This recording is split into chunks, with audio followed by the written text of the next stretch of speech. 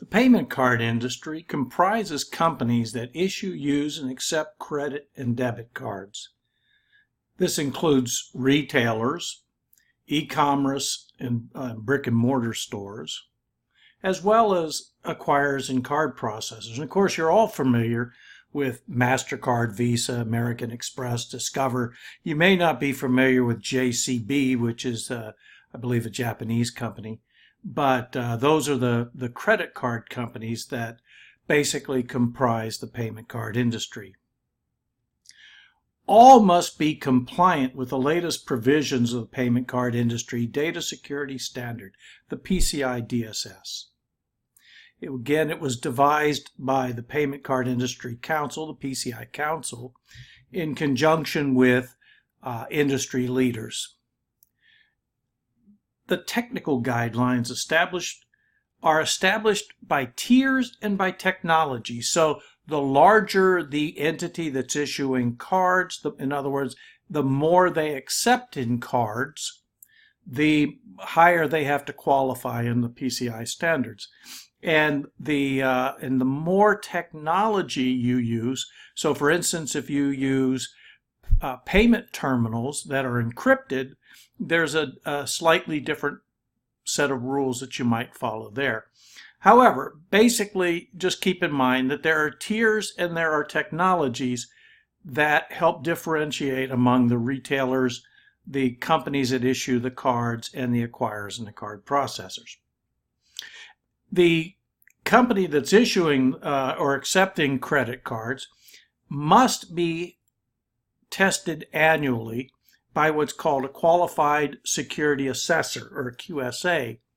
These are individuals who are trained to look at the requirements of the PCI DSS and determine the quality and the factuality of the implementation that a company has claimed that they have.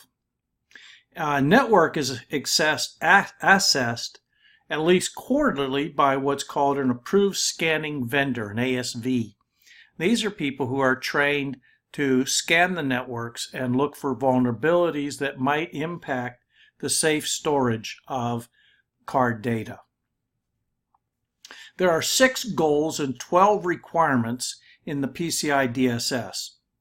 The first is build and maintain a secure network and systems, and it has the things that you would expect to find in network security. Requirement 1, install and maintain a firewall configuration to protect cardholder data.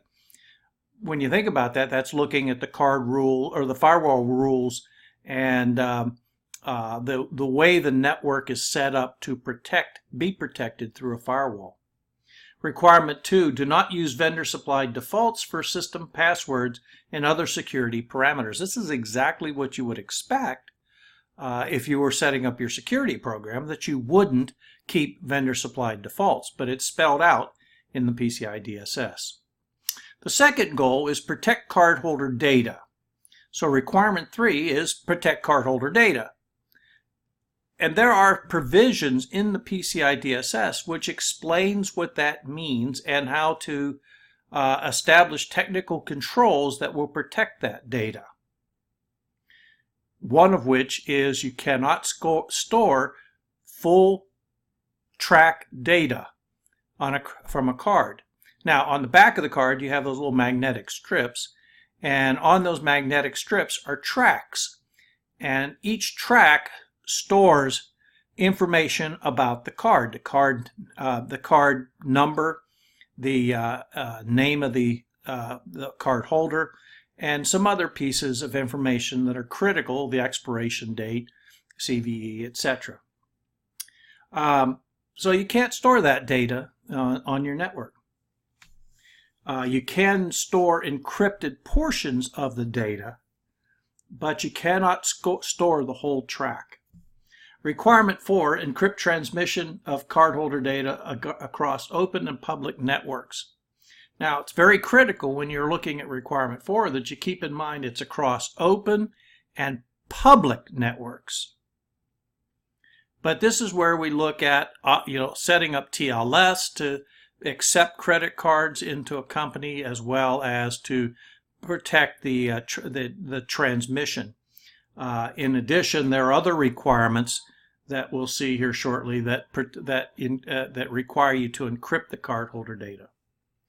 Maintain a vulnerability management system. Requirement 5 is protect all systems against malware and regularly update antivirus software and programs. So even though one may argue that antivirus software only protects a portion of the traffic that you might see, or malicious traffic you might see, it has the important aspect of saying that you have to have at least that. And many companies go much further and put software on the systems, protect against spam, to protect against spyware, etc. And requirement 6, develop and maintain secure systems and applications. So you want to make sure that you're testing your application security as well as all the other aspects of your program. Implement strong access control measures. Requirement 7, restrict access to cardholder data by business need to know. It goes without saying, if someone does not need to have access to it, either internally or externally, they should not have access to it. Requirement 8, identify and authenticate access to system components. And 9, restrict physical access to cardholder data. So requirement 9 is where you implement all of your physical controls, having your systems protected from physical access, having access controls in place, and etc. Regularly monitor and test networks. Requirement 10, track and monitor all access to network resources and cardholder data. This is where you'll set your controls for managing the access to network resources and logging that access, and making sure that you know what's happening at all points in time with the system components where cardholder data may exist. Requirement 11, regularly test security systems and processes, which is simply the vulnerability testing, etc. And then maintain an application security program. Requirement 12, maintain a policy that addresses information security for all personnel.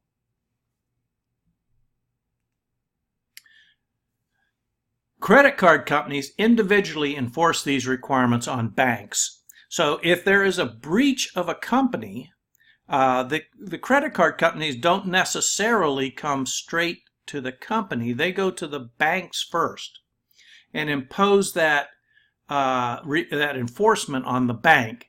And the bank, in turn, enforces those on retailers and card processors. And this is usually through indemnification clauses in the agreements between the banks and the card processors or the retailers. Credit card companies typically use penalties and fines, fees, and replacement card costs to in their estimation of the costs to enforce on a breach.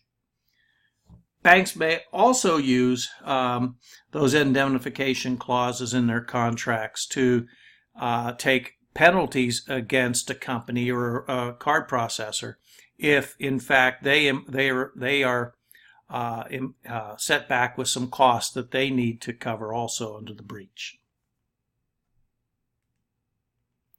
2 states impose PCI DSS obligations. Nevada, which just basically says any merchants that are operating in our state have to comply with the PCI DSS. Washington State, on the other hand, says that you have to have reasonable care to guard against unauthorized access to payment card information. So if you encrypt your data and you're certified PCI compliant with the DSS, you have a better chance of becoming exempt from Washington State imposing some kind of penalty upon you for being breached. Home Depot tried to use these defenses, but it was denied by the court. Financial institutions alleged that Home Depot was not compliant with the PCI DSS.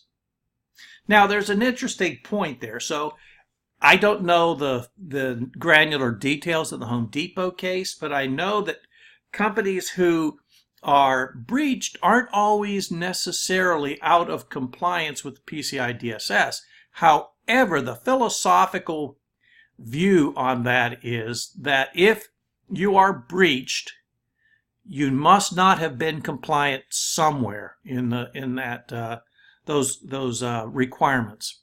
So it's an interesting problem that a company faces, because you can spend a lot of time and effort and extend a lot of reasonable care to protect your networks, but if you're breached, then you'll probably be deemed not to have been compliant with PCI DSS at the time. The PCI DSS is the de facto standard of care for assessing, using, processing, or storing credit and debit card information, and it will be, as far as I know, for the immediate future, the standard that the payment card industry will maintain.